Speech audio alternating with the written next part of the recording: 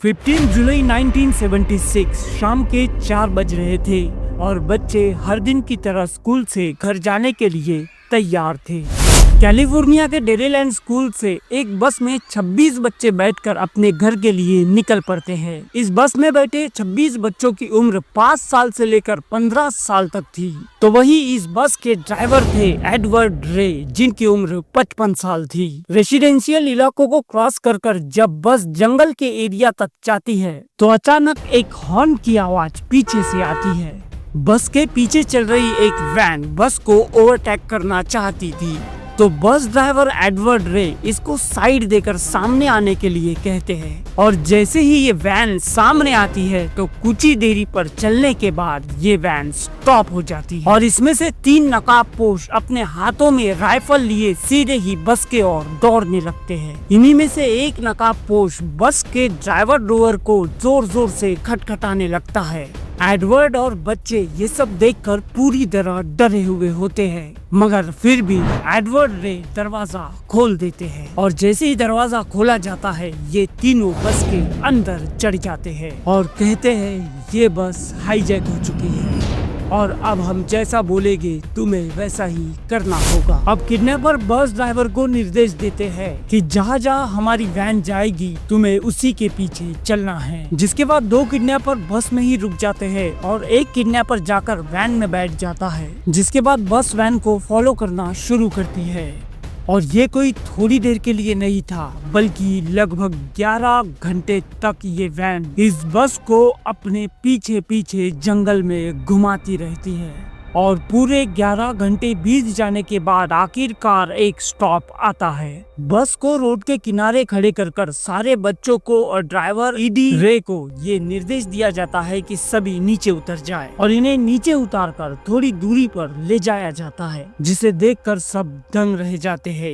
यहाँ एक truck container को 12 फीट नीचे जमीन में धंसाया हुआ होता है और किडनैपर सभी 27 लोगों को इस कंटेनर में जाने का आदेश देते हैं। एक एक कर सभी लोग यानी कि 26 बच्चे और ईडी रे इस कंटेनर के अंदर चले जाते हैं और तभी इस कंटेनर को बंद कर दिया जाता है। हालांकि किडनैपर्स इस कंटेनर में कुछ चीजें छोड़ कर जाते हैं, जैसे कि खाने के लिए कुछ सामान, पीने के लिए थोड़ा बहुत पानी और ऑक्सीजन मिल सके इतना वेंटिलेशन, जिसके बाद इसे पूरी तरह से बंद कर दिया जाता है। यहाँ तक कि इसकी एंट्रेंस की छोटी सी खिड़की पर लगभग 100 पाउंड तक वजन रख दिया जाता है ताकि इसे नीचे से कोई खोल ना पाए। वैसे भी इस कंटेनर की हाइट जमीन बेस से लगभग 12 फीट थी, जहां आसानी से हाथ पहुंचाना नामुमकिन था। जिसके बाद किडनैपर्स इन्हें इसी तरह छोड़कर अपनी फिरौती मांगने और बस को ठिकाने लगाने निकल पड़ते हैं। कंटेनर के अंदर बैठे बच्चों का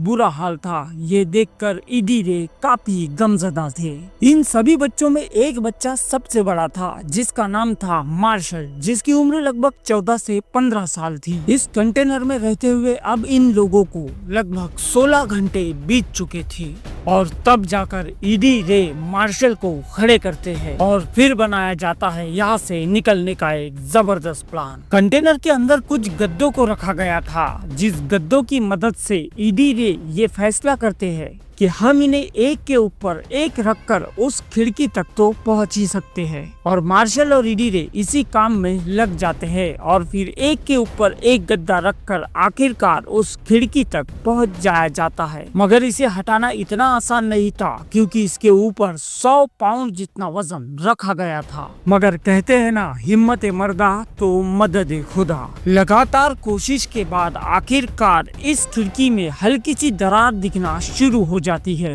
और बस फिर यही से उम्मीद की किरण जाग जाती है। ईडी रे और मार्शल अपना पूरा दम खम लगा देते हैं इस खिड़की को ओपन करने के लिए और ये खिड़की ही एकमात्र रास्ता थी इस कंटेनर से बाहर निकलने के लिए। और फिर आखिरकार कड़ी मेहनत और मशक्कत से इस खिड़की को हटा लिया जाता है, जिसके बाद ईडी रे और मार्शल मिलकर कंटेनर में बंद बच्चों को खिड़की से एक एक कर बाहर निकालने लगते हैं और इस तरह पूरे 26 बच्चे बाहर आ जाते हैं और साथ ही ईडी टीडी, रेबीज कंटेनर से बाहर निकल जाते हैं। जब तक ये लोग कंटेनर के अंदर बंद थे, ये बात पूरी तरह फैल चुकी थी कि ये बस गायब है और इन लोगों को किडनैप किया गया है। भागते भागते ये लोग जंगल से थोड़ी दूरी पर आते हैं, जहाँ इन्हें एक घर नजर आता है, जिसके बाद ये उनसे मदद की गुहार लगाते हैं और आखिरकार फिर पुलिस मौका वारदात पर पहुंच ही जाती है, जिसके बाद जल्दी इन तीनों किडनैपर्स को भी गिरफ्तार कर लिया जाता है। और इन किडनैपर्स से पूछताछ में ये पता चलता है कि इस किडनैपिंग की प्लानिंग वो लगभग 1 साल पहले से कर रहे थे, जिसके पीछे वजह ये थी कि ये तीनों युवा कर्ज में डूबे हुए थे और अपने कर्ज को चुकाने के लिए उन्होंने इस तरीके का इस्तेमाल किया। कोर्ट इन तीनों को आजीवन कारावास की सजा सुना देता है और बच्चों का भी सुरक्षित तरीके से रेस्क्यू कर लिया जाता है। इस कहानी के मेन हीरो फ्रैंक एडवर्ड रे, जिनकी 2013 में मृत्यु हो गई, और वही बचे बाकी बच्चे आज लगभग 60-65 साल के हैं। ये हादसा काफी बड़ा था, मगर इसमें सबसे अच्छी बात यह थी कि किसी की भी जान का कोई नुकसान नहीं हुआ था। आपका भी नुकसान नहीं होगा अगर आप इस वीडियो को लाइक और चैनल को सब्सक्राइब कर दें। जय हिंद।